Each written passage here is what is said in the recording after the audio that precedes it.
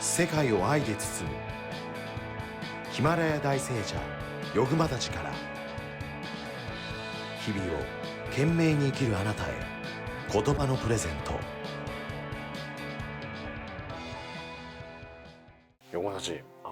日々生きているとですね、謝れなかった方がいるんですよ。ちょっとこうふざけてしまったりとか冗談を言ってしまったのに、あれと意外と傷ついてたなっていうような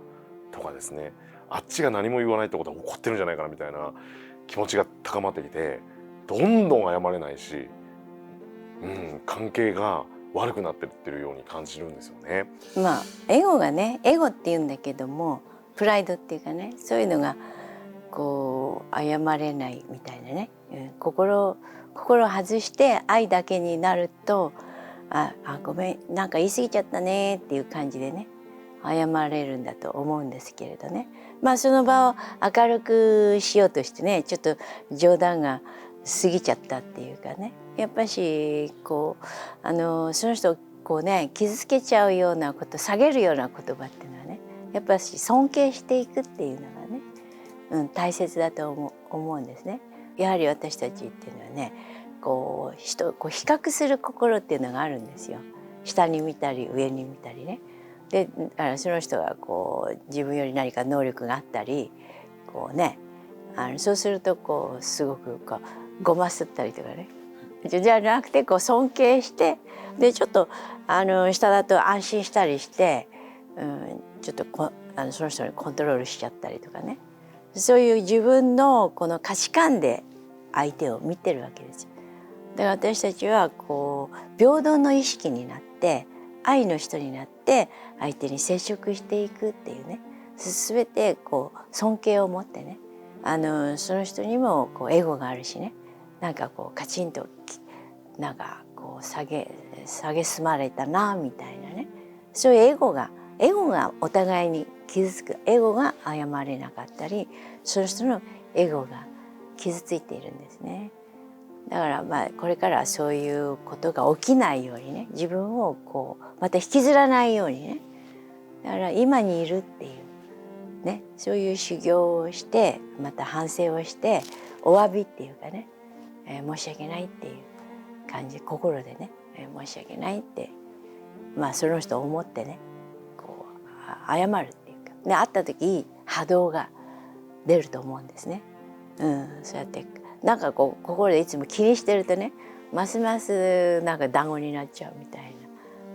な、いい感じでこだわってるとね、で表面をこう無理にこう普通に振る舞ってもね、なんかしっこりがあるのでね、不自然なわけですよ。だから自分の中でお詫びをして、また瞑想の修行をぜひしていただきますとね、またそういう自分が色眼鏡でね、自分の価値観でこう人を見ないって、で常にこうね、相手を尊敬して相手のいいところを見てこう褒めたたいてあげるっていうかね、仕事のまあこう冗談でもこう人を下げるようなのはこう慎んでいかないといけないわけなんで、それでなんかこうね和むと思っちゃうんだけれどね、やっぱりちょっとこうみんなプライドがあるから傷ついちゃう。だからまあ人をちょっと下げるっていうのは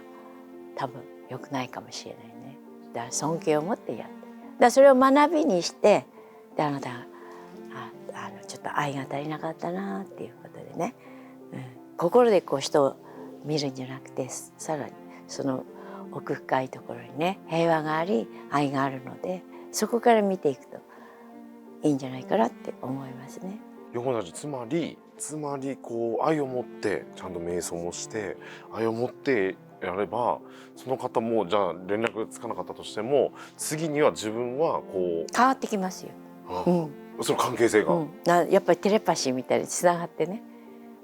それでもうあなたに対してね許しの心も出てきます。変わりますよ。そういう気持ちを持っていれば、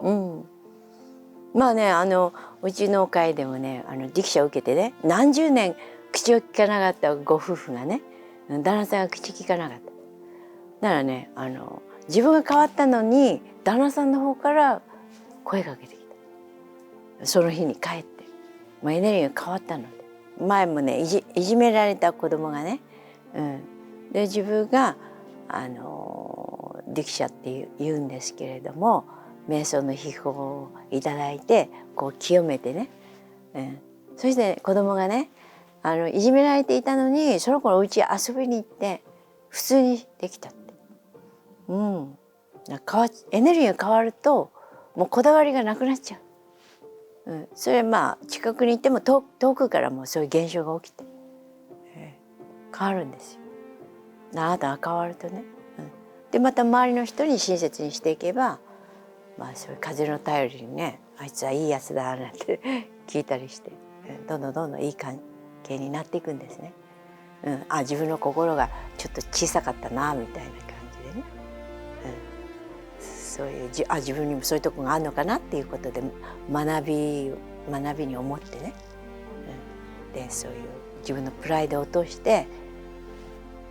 そういうとこもあったんだなっていうことでね、反省してまたしっかりしてくるっていう、お互いに鏡なのでね、学び合っていくっていうことなんですね。ありがとうございます。